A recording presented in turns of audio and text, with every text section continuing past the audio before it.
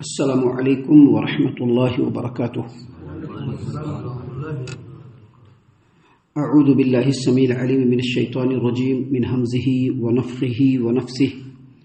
بسم اللہ الرحمن الرحیم. وَلَئِن سَأَلْتَهُم مَّنْ خَلَقَ السَّمَاوَاتِ وَالْأَرْضَ وَسَخَّرَ الشَّمْسَ وَالْقَمَرَ لَيَقُولُنَّ اللَّهُ فَأَنَّىٰ يُؤْفَكُونَ. اللَّهُ يَبْسُطُ الرِّزْقَ لِمَن يَشَاءُ مِنْ عِبَادِهِ وَيَقْدِرُ لَهُ إِنَّ اللَّهَ بِكُلِّ شَيْءٍ عَلِيمٌ. وَلَئِن سَأَلْتَهُم مَّن نَّزَّلَ مِنَ السَّمَاءِ مَاءً فَأَحْيَا بِهِ الْأَرْضَ بَعْدَ مَوْتِهَا لَيَقُولُنَّ اللَّهُ قُلِ الْحَمْدُ لِلَّهِ بَلْ أَكْثَرُهُمْ لَا يَعْقِلُونَ. اور اگر آپ ان سے پوچھیں گے کہ آسمانوں اور زمین کو کس نے پیدا کیا اور سورج چاند کو کس نے مسخر کر رکھا ہے تو ضرور کہیں گے کہ اللہ نے. پھر یہ کہاں دھوکہ کھائے جاتے ہیں. اللہ ہی اپنے بندوں میں سے جس کے لیے چاہے رزق کو کشادہ کر دیتا ہے، جس کے لیے چاہے کم کر دیتا ہے، اور وہ یقیناً ہر بات سے خوب واقف ہے. اگر آپ ان سے پوچھیں کہ آسمان سے پانی کس نے برسایا، پھر اس پانی سے مردہ پڑی ہوئی زمین کو کس نے زندہ کیا، تو ضرور کہیں گے اللہ. ان سے کہیے کہ ہر طرح کی تعریف کا سزاوار اللہ تبارک و تعالی ہی ہے، مگر اکثر لوگ کچھ نہیں سمجھتے، کچھ نہیں سوچتے. محترم سامعین کرام، سورۃ العنکبوت سورہ نمبر 29 اور اسی سورت سے آیت نمبر 61، 62، 63، یہ 3 آیات ابھی آپ کے سامنے تلاوت کی گئی. بفضل اللہ، بعون اللہ، بتوفیق اللہ. تینوں آیتوں کا ترجمہ بھی آپ تمام کی خدمت میں پیش کیا گیا. یہ جو آیات ابھی آپ کے سامنے پیش کی گئی اور آیتوں کا جو ترجمہ آپ کے سامنے پیش کیا گیا، اس مفہوم کی جو آیتیں ہیں قرآن کریم میں کئی مقام پہ ہے، اور اس کا جو اصل مفہوم ہے وہ یہ کہ اللہ تبارک و تعالیٰ کی توحید کو، اللہ کی وحدانیت کو ثابت کرنا. کیونکہ مشرکین مکہ یہ اعتراف کرتے تھے، اقرار کرتے تھے، ایکسیپٹ کرتے تھے کہ اس کائنات کا خالق، مالک، رازق سب اللہ تبارک و تعالیٰ ہے. ہم لوگوں کو پیدا کرنے والا بھی اللہ تبارک و تعالیٰ ہے، آسمان و زمین کو پیدا کرنے والا بھی اللہ تعالیٰ ہے، تمام مخلوقات کو پیدا کرنے والا، تمام کائنات کے نظام کو سنبھالنے والا، تمام چیزوں کی تدبیر کرنے والا، ہر ایک کی ضروریات کو پورا کرنے والا، ہر ایک تک رزق کو پہنچانے والا اللہ تبارک و تعالیٰ ہے. یہ مشرکین مکہ ایکسیپٹ کرتے تھے، اقرار کرتے تھے. لیکن پھر اللہ تبارک و تعالیٰ کی عبادت میں اللہ کے ساتھ دوسروں کو معبود مقرر کر کے شریک بھی کیا کرتے تھے. تو اصل میں آیتوں کا مفہوم یہی ہے جو قرآن کریم میں دوسرے مقام پر بھی بیان ہوا ہے. لیکن یہاں پر یہ آیات قرآن کریم کی جن آیتوں کے سیاق میں بیان ہوا، یعنی اس سے پہلے جو مضمون چل رہا ہے اس مضمون کے مطابق یہ جو خطاب ہے اس میں سب کے سب مشترک ہیں. ایک بات ہمیشہ یاد رکھیے، انسان کی زندگی میں سب سے زیادہ جس چیز کے اوپر انسان کانسنٹریٹ کرتا ہے وہ اس کا رزق. ہر آدمی اس کا جو کانسنٹریشن ہوتا ہے وہ رزق کے اوپر، کہ کیسے پیسہ آئے، کیسے رزق آئے، کیسے ہم اپنی زندگی گزاریں، اسی پر وہ زیادہ فوکس کرتا ہے، اسی کے پیچھے وہ زیادہ بھاگتا ہے. ابھی اس سے پہلے آپ کے سامنے بات بیان کی گئی کہ ایک مسلمان کے لیے جو اصل چیز ہے وہ اس کا ایمان ہے، اس کا دین ہے، اللہ کی جو عبادت ہے، اللہ کی جو اطاعت ہے وہ انسان کے لیے اصل ہے، کیونکہ اللہ تبارک و تعالیٰ نے اسی چیز کے لیے یہاں پر انسان کو پیدا فرمایا ہے. اب اگر انسان اس روئے زمین کے کسی خطے میں ہے اور وہاں پر رہتے ہوئے اس کو اللہ تبارک و تعالیٰ کی عبادت، اللہ تبارک و تعالیٰ کی اطاعت اور اللہ تبارک و تعالیٰ کی بندگی میں کوئی رکاوٹ آ رہی ہے، تو اس انسان کے لیے اللہ تبارک و تعالیٰ کے حکم کی اطاعت کرنے کی خاطر اس جگہ سے دوسری جگہ ہجرت کرنا چاہیے. اور اسی لیے اللہ تبارک و تعالیٰ نے یہاں پر کیا بیان فرمایا کہ یا عبادی الذین آمنوا ان ارضی واسعۃ فایای فاعبدون. اے میرے بندو، میری زمین بڑی کشادہ ہے، لہذا تم میری ہی عبادت کرو، میری ہی بندگی کرو. یہی اصل میں انسان کا مقصد ہے. اب انسان کسی مقام پر ہے، وہ اس کا وطن ہے، وہاں پر اس کے اپنے پرائے لوگ ہیں. اب وہ سوچتا ہے کہ اگر یہاں سے جائیں گے پتہ نہیں وہاں رزق ملے گا کہ نہیں ملے گا. ابھی یہاں پر سب کچھ کیے ہوئے ہیں، وہاں جانے کے بعد پھر سے پریشانی ہوگی، اتنا ملے گا کہ نہیں ملے گا، یہاں تو اچھا خاصا روزی تھا، وہاں ملے گا کہ نہیں ملے گا۔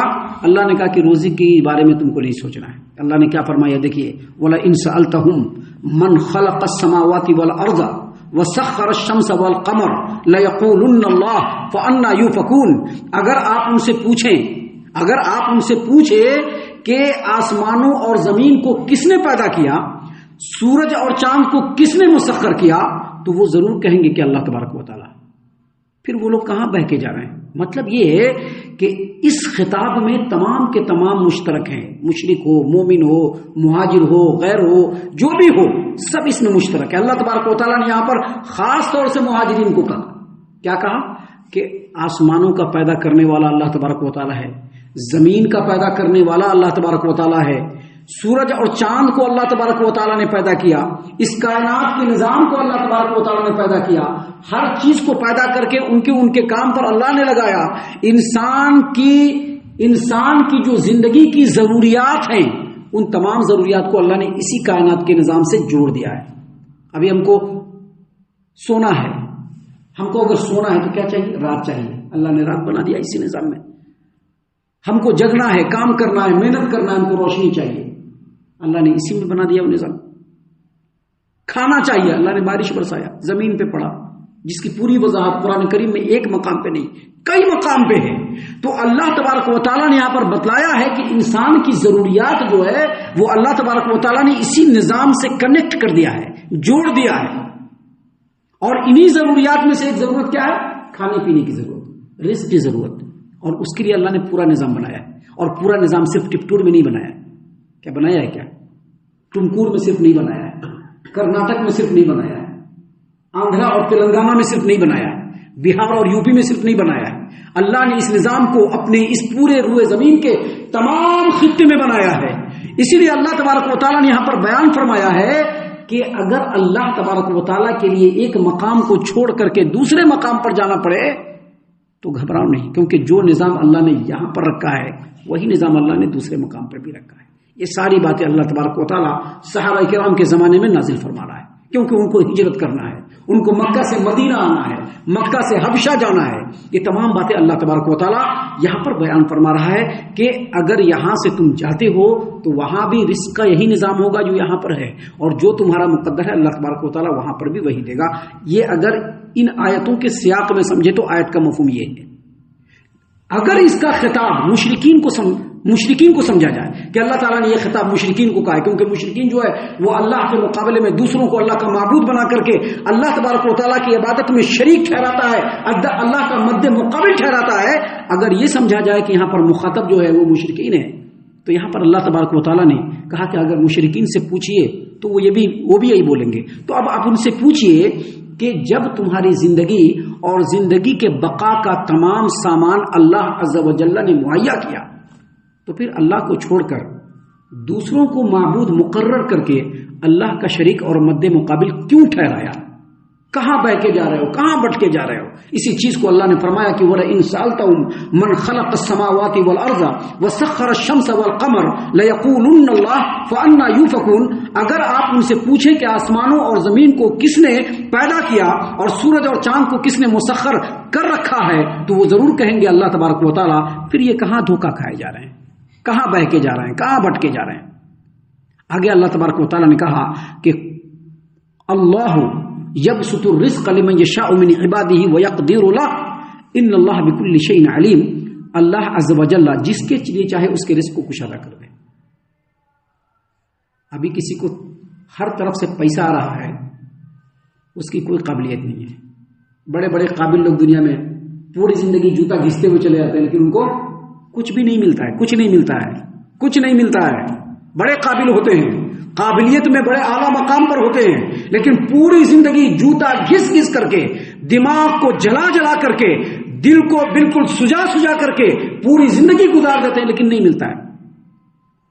اور کچھ لوگوں کو اللہ تعالیٰ ایسے ہی برسا دیتا ہے، برساتا ہی نہیں برساتا، ایسے ہی برسا دیتا ہے اللہ تعالیٰ۔ تو یہاں پر اللہ نے فرمایا کہ اللہ یبسط الرزق لمن یشاء۔ مال کی چاہت جو ہوتی ہے نا ہر آدمی کے دل میں، ہر آدمی چاہتا ہے کہ ہم کو مال ہو، زیادہ مال ہو، اتنا مال آ جائے، اتنی ضرورت سے زیادہ ہو جائے، ہر آدمی کی چاہت ہے. لیکن اللہ نے کہا کہ اللہ تبارک و تعالی جس کے رزق کو چاہتا ہے کشادہ کر دیتا ہے، وَيَقْدِرُ لَهُ، اور جس کے رزق کو چاہتا ہے اللہ تعالیٰ تنگ کر دیتا ہے. اللہ یبسط الرزق لمن یشاء من عباده وَيَقْدِرُ لَهُ، اپنے بندوں میں سے جس کے رزق کو چاہتا ہے اللہ تعالیٰ بڑھا دیتا ہے، جس کے رزق کو چاہتا ہے اللہ تعالیٰ گھٹا دیتا ہے. ان اللہ بكل شيء علیم، اور اللہ تبارک و تعالیٰ ہر چیز کو جاننے والا ہے. مطلب یہاں پر آیت کریمہ کا یہ ہے کہ مشرکین مکہ مسلمانوں کو کہا کرتے تھے کہ اگر تمہارا دین سچا ہے، تمہارا دھرم سچا ہے، تمہارا نبی سچا ہے، اور تمہارا اللہ سچا ہے جس پر تم کو یقین ہے، تم کو اقرار ہے، تو پھر تمہاری حالت اتنی بری کیوں ہے، اتنی ردی کیوں ہے؟ اللہ نے کہا کہ دیکھو، اگر کسی کو اللہ نے رزق دیا ہے تو وہ اللہ کی رضامندی کی علامت نہیں ہے. کوئی یہ نہ سمجھے کہ اللہ بڑا راضی ہے ہم سے، اسی لیے خوب رزق کے دروازے کو اللہ نے کھول دیا، چھپڑ پھاڑ کے دے رہا ہے، یہ مت سمجھنا. اللہ جس کے رزق کو چاہتا ہے کشادہ کر دیتا ہے، وَيَقْدِرُ لَهُ، اور جس کو چاہتا ہے تنگ کر دیتا ہے. یہ اللہ تبارک و تعالیٰ کی مشیت ہے، اللہ تبارک و تعالیٰ کی حکمت ہے کہ کس کو کتنا دینا ہے، کس کو کتنا دینا ہے، یہ اللہ تبارک و تعالیٰ کی حکمت ہے.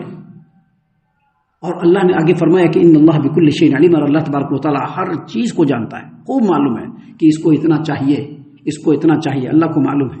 اللہ کم یا زیادہ لیکن سبھی کو دیتا ہے، کسی کے رزق کو اللہ تعالیٰ محروم نہیں کرتا ہے، چاہے جو بھی ہو وہاں تک رزق کو پہنچانا یہ اللہ کی ذمہ داری ہے. اللہ رزق پہنچا دے گا وہاں تک جس کے مقدر میں جتنا ہوگا.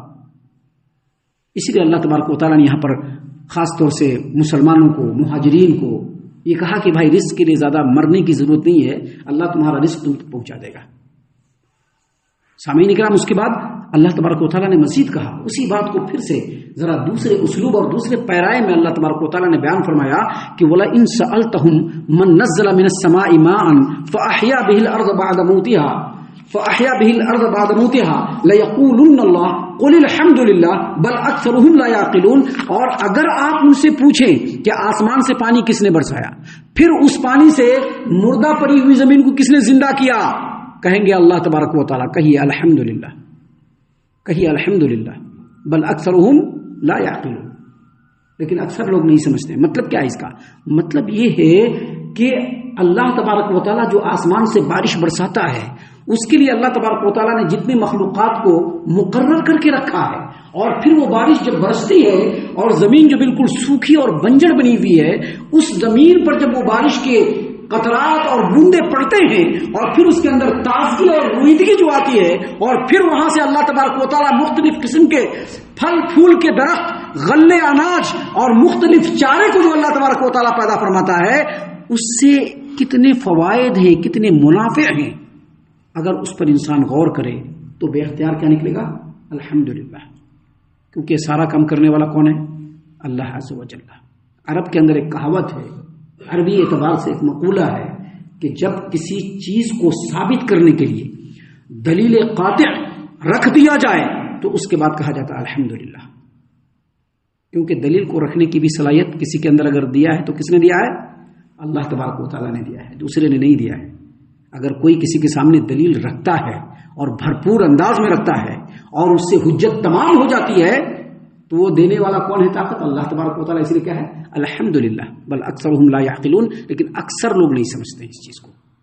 سامعین کرام، ابھی اس صورت کریمہ میں اور بھی بہت ساری باتیں ہیں جو اللہ تبارک و تعالیٰ نے خالص ہماری ہدایت و رہنمائی کے لیے اس صورت کریمہ میں نازل فرمائے ہیں، جس کو انشاءاللہ کل اور کل کے بعد کے دروس میں ہم آپ کے سامنے پیش کریں گے.